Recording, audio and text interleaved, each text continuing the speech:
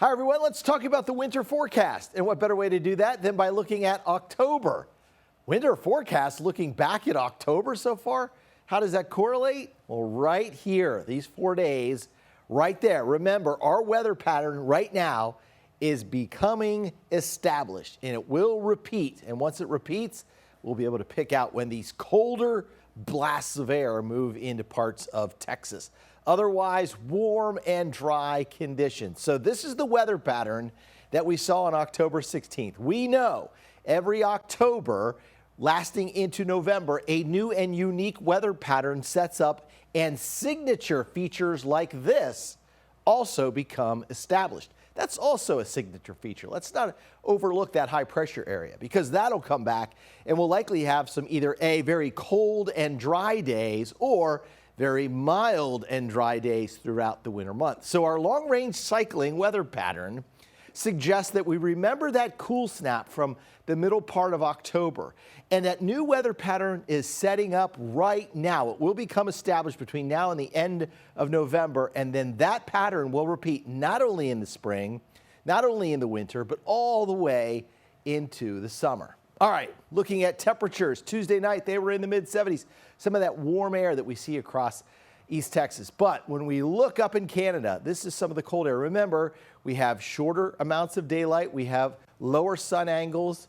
These areas up here in northern Canada spend more time at this point in the year in darkness than they do in daylight. And so it gets colder and colder. And eventually, pieces of this cold air, either a storm system comes through or a cold front, well, it breaks loose and moves to the south. Now, having said that, the overall winter outlook from the Weather Prediction Center, or I should say the Climate Prediction Center, has most of the southern plains below average when it comes to rain and or snow. And again, that is going to be for the months of December, January, and February. The northern part of the United States, the northern tier in the Great Lakes, above average rain and or snow. This really looks like a La Nina weather pattern, and that is another part of this overall puzzle that we're talking about. La Nina, of course, is the cooling of the Pacific Ocean near South America. And on the opposite end of that, closer to Indonesia, the water is warmer. And so that imbalance between the water temperature from the Eastern Pacific to the Western Pacific, believe it or not, that can just wreak havoc when it comes to the global wind patterns.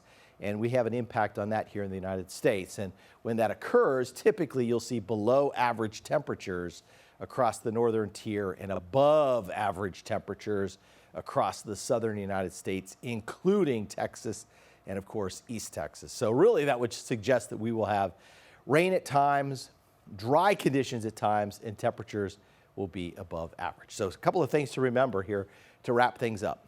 This year's weather pattern, the long-range repeating cycling weather pattern, or LRC, is setting up and it will repeat on cycle. La Nina leads to a more northerly storm track, leaving us dry and likely warmer than average, so less than average rainfall.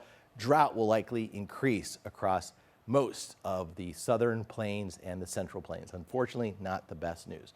We will have bouts of cold air at times.